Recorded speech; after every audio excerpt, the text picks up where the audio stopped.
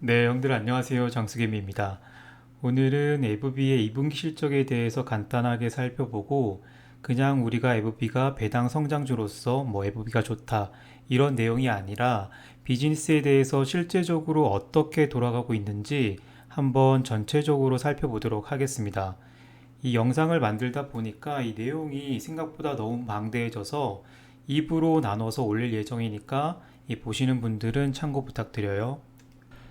네, 저는 개인적으로 FB 주식을 60달러대에 사서 한번 좋은 가격에 매도를 하고 최근에는 그렇게 많이 보유하고 있지는 않은데 정말 많은 분들이 물어보십니다.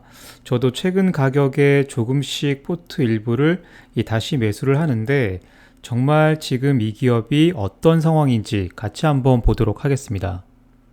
자, 그럼 우리의 기본 자료인 땡큐를 한번 소환해 보죠.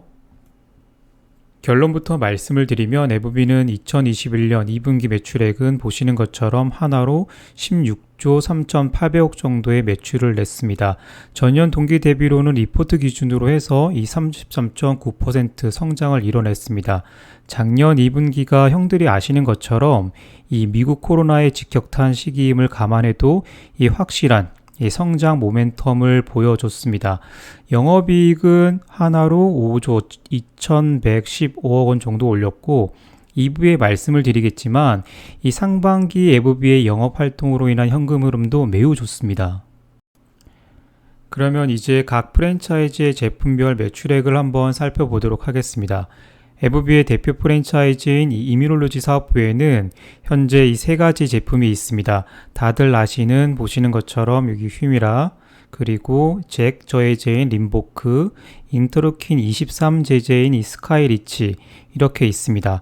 참고로 휴미라는 TNF라는 클래스인데 이 최근 들어와서 방금 전에 말씀드렸던 이 잭이라는 단백질을 차단하는 클래스와 이 면역 반응과 염증 반응에 매개하는 단백질인 이 인터루킨을 억제하는 클래스들이 새롭게 시장에 들어와서 여러 자가 면역 질환의 치료 성적과 투약 주기를 훨씬 더 좋게 하고 있는 상황이다 라고 생각을 하시면 됩니다.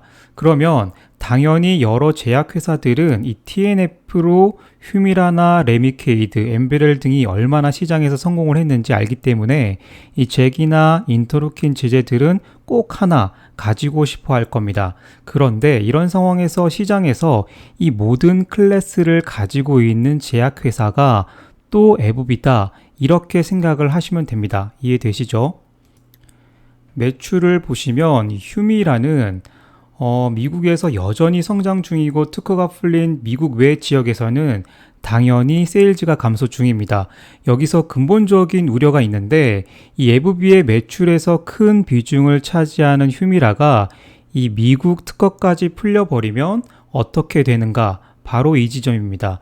그래서 에브비가 준비하고 있는 후속 제품들이 바로 여기 보시는 것처럼 이 스카이리치와 림보크입니다. 이 스카이리치와 림보크의 반기 합산 매출이 보시는 것처럼 19억 달러 정도 되죠. 하나로 2조 2,600억 정도 됩니다.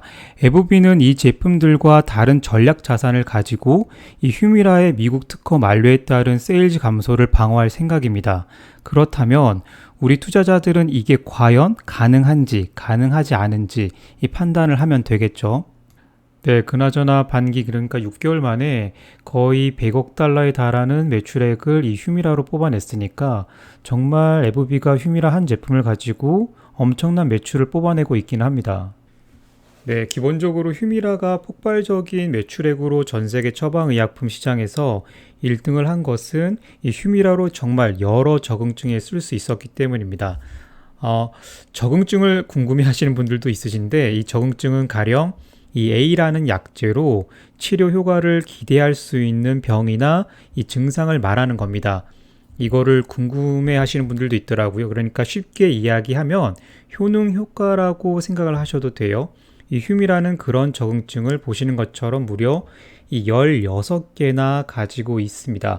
정말 다양한 치료 영역에 쓸 수 있는 약제고 그 중에서도 이 바이오시밀러들이 집중하고 있는 분야는 제가 여기 표시해 둔 류마티스 관절염이나 이 건선성 관절염, 건선이나 다른 이 IBD 관련된 질환이라고 생각을 하시면 됩니다. 그러니까 2020년, 23년 말이죠. 말에 이 휴미라의 특허가 미국에서 만료가 되고 2024년부터 이 바이오시밀러의 공세가 벌어져도 한 번의 세일즈가 타격을 입는 것이 아니라 서서히 타격을 입게 됩니다. 물론 여러 주요 적응증에서 이 바이오시밀러의 공세가 들어오니만큼 이 PBM사의 리베이트로 에브비도 방어를 할 수 있는 운용의 묘가 있습니다.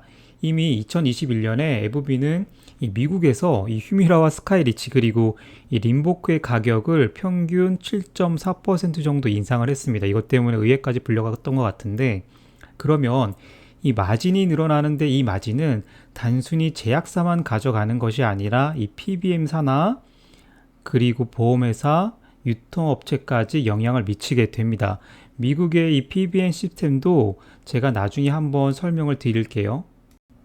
휴미라의 특허 만료에 대비를 해서 에브비도 정말 꼼꼼하게 준비하고 있다고 말씀을 드렸는데, 에브비는 여기 보시는 주요 질환 영역에서 휴미라의 처방을 이어가거나 아니면 이 신약으로 스위치하는 이런 전략을 꼼꼼히 세워두고 있습니다. 특히나 인상적인 부분은 에브비는 이 스카이리치나 림보크 등을 가지고 이 단순히 위약군과 비교해서 이 좋은 약이다 그런 수준이 아니라 이 휴미라와 직접 비교 임상을 통해서 이 약물의 우수성을 입증하고 있습니다. 그러니까 이 휴미라를 쓰고 싶으면 휴미라, 그게 아니면 림보크, 그게 아니면 이 스카이리치를 분식집으로 치며 김치찌개, 된장찌개, 소고기 뭇국처럼 입맛에 맞게 모든 라인업을 갖췄다라고 할 수 있습니다. 그러면 이 자가 면역 질환 시장이 얼마나 큰데 이럴까 한번 살펴보면 2020년을 기준으로 이 글로벌 이뮤놀로지 마켓 시장 규모를 보시면 800억 달러 정도 된다라고 추계하고 있습니다. 한화로 거의 100조 원이죠. 정말 큰 시장입니다. 이 중에서 대표적인 질환은 제가 앞서 말씀드렸던 류마티스 관절염이나 건선이나 IBS, 넓게는 IBD인데, 이 시장은 앞으로 늘면 늘었지 줄 수 없는 게, 여기 보시면 이 IBD, 이 크론병이나 UC, 궤양성 대장염인데요. 이 시장도 사실은 우리의 식습관이 서구화가 많이 되면서 최근에는 이 성인 환자뿐만 아니라 이 소아 환자도 엄청나게 늘고 있습니다. 제 딸아이 친구도 이 크론병 때문에 휴미라를 맞고 있을 만큼 이제 이 질환이 매우 흔해지고 있습니다. 그렇기 때문에 물론 휴미라로 세일즈 타격을 에브비가 추정하기에 2024년경에 받겠지만, 에브비는 스카이리치와 림보크만으로 2025년까지 이 150억 달러의 매출을 달성을 해서 휴미라 세일즈 방어를 하려는 계획을 가지고 있습니다. 물론 그렇게 되려면 이 스카이리치와 림보크가 휴미라처럼 다양한 적응증을 확보해야 하는데, 현재까지 착착 진행되고 있다가 최근 에브비의 주가가 흔들리는 이유는 FDA에서 이 화이자의 젤란츠 이후로 계속해서 가져오고 있던 이 잭 계열의 심혈관계 안정성 이슈로 림보크의 적응증 확대가 계속 지연되고 있기 때문입니다. 여기서 상황이 더 어려워지면은 FDA에서는 추가적으로 이 잭 계열 약제를 보유하고 있는 회사들에게 이 심혈관 안정성 데이터에 대한 추가 임상이나 추가 데이터를 요구할 수도 있습니다. 물론 그렇게 되면 이 에브비의 전략에 차질을 빚게 될 겁니다. 그렇지만 개인적으로 유럽에서 림보크를 포함해서 이 잭 계열의 신약들이 속속 허가를 받고 있기 때문에 FDA에서의 신약 승인이 연기는 되겠지만 적응증이 모두 거절되지는 않을 거라고 저는 개인적으로 생각합니다. 그리고 중요한 포인트가 바로 이 아토피 피부염입니다. 보시는 것처럼 에브비는 이 림보크로 2025년까지 20억 달러의 매출을 이 아토피 피부염에서 올리겠다고 매출 추정을 해두었습니다. 한번 살펴볼게요. 네, 앞서 제가 말씀드린 대로 글로벌 자가 면역 질환 시장에서 이 메인 질환은 보시는 것처럼 이 RA, 그리고 건선, 그리고 이 IBD 이쪽 계열이라고 말씀을 드렸는데, 여기 아토피 피부염 시장도 규모가 이 35억 달러 정도 된다고 나와 있습니다. 저는 이 시장이 장기적으로 이 100억 달러까지 성장할 수 있는 잠재력이 있다고 생각을 합니다. 왜냐하면 우리가 이 아토피 피부염 시장에서 이 항체 의약품을 사용한 역사가 이제 고작 3년 정도도 안 됩니다.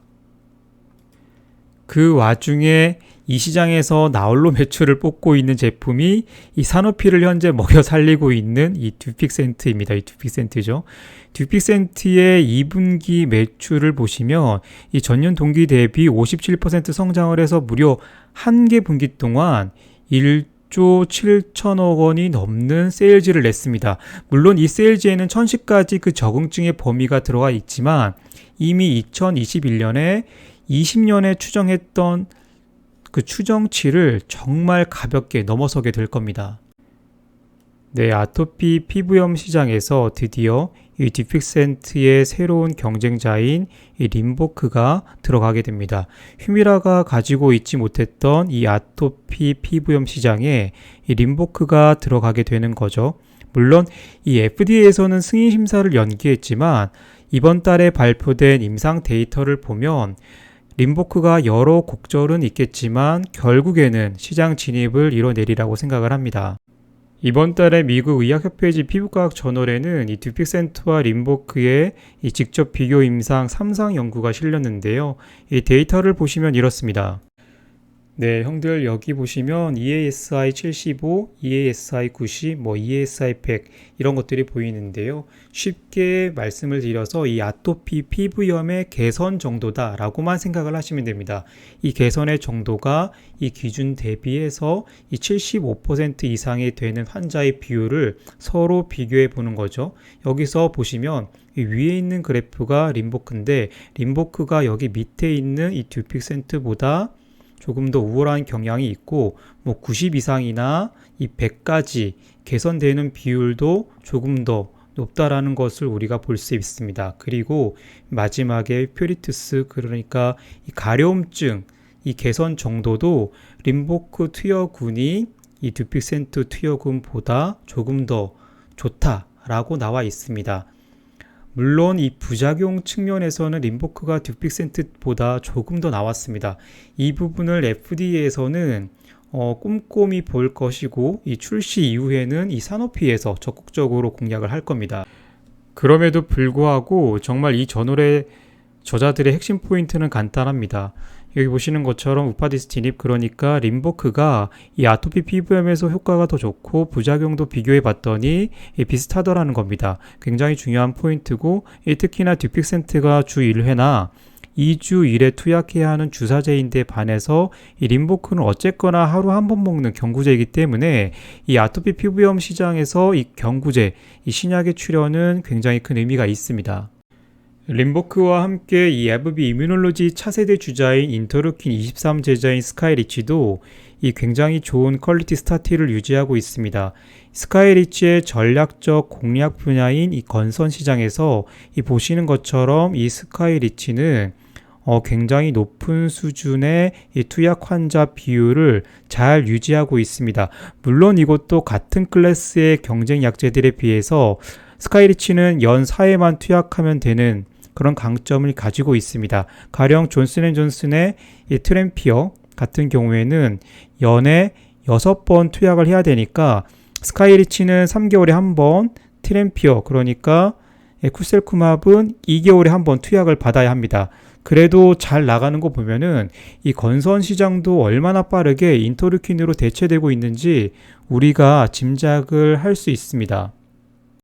네, 형들 마지막에 한번 정리를 또 하겠지만 요약을 하면 이 휴미라의 특허 만료에 대비해서 AbbVie의 자가 면역 질환 파이프라인만 보더라도 정말 AbbVie는 잘 준비하고 있고요. 이 림보크의 면역 적응증에 대한 FDA 승인 심사 보류 및 연기가 이 투심을 계속 얼게하고 있지만 저는 비교적 낙관적으로 보고 있습니다. 다음으로는 이 항암제 파트를 또 한번 봐야 되는데 너무 길어지니까 일부는 여기서 끊도록 하겠습니다. 항암제 이후 엘러간의 사업부와 추가 그리고 콜라보레이션 하는 것까지 봐야 되고 이 밸류에이션까지 해봐야 되는데 아무리 봐도 이거 제가 생각하기에는 대서사시가 될 것 같아요. 연휴니까 시간 되는 대로 업데이트 해보도록 하겠습니다. 그럼 형들 즐거운 주말 보내시고요. 우리 시장에서 장수해요.